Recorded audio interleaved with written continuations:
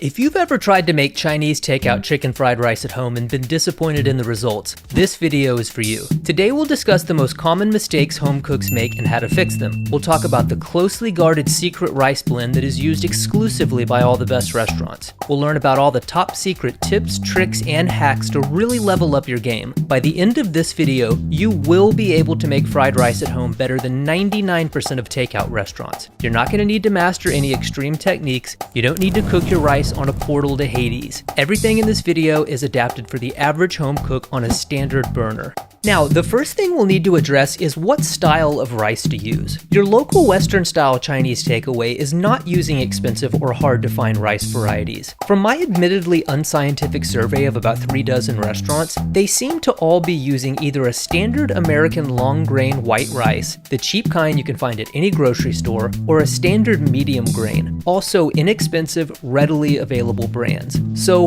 what should you use? This is really a matter of personal preference, and there is no right or wrong answer. Do you like larger grains that are more separate? Then go with long grain. Do you like smaller grains that are slightly more sticky but chewier in texture? Then go with medium. It's really up to you, and both make great fried rice. And at the end of the day, the best rice is just whatever you happen to have on hand. However, in my research for this video, I came across something very interesting. There were a handful of restaurants whose fried rice was noticeably better than the others, and they were all using a blend of American long grain and Thai jasmine rice. Long grain on its own is too bland, and jasmine on its own is too delicate. This seems to be the perfect combination of separate grains and body from the long grain and the nutty aroma and flavor from the fragrant jasmine. And I highly recommend you try it because it makes the best takeout fried rice I've ever had before. Some companies like Mahatma and Carolina actually have this exact blend made specifically for fried rice. But if you want to do it on your own, you'll just take 2 parts long grain and 1 part jasmine, mix them together before cooking, and treat it as you would any other long grain white rice. And that leads us to our next question. What is the best way to prepare rice for fried rice? No matter what kind you end up using, you'll want to wash the rice under several changes of water until it runs clear. This will remove some of the surface starch that makes the final product both sticky and clumpy. But don't overdo it because we're trying not to hydrate the grains any more than necessary. Moisture is the mortal enemy of a good fried rice, so typically about 3 to 4 washes is enough. Now, obviously the best way to prepare rice is in a rice cooker or by steaming it, but we've gone over both these methods in a previous video, so I won't belabor the point here.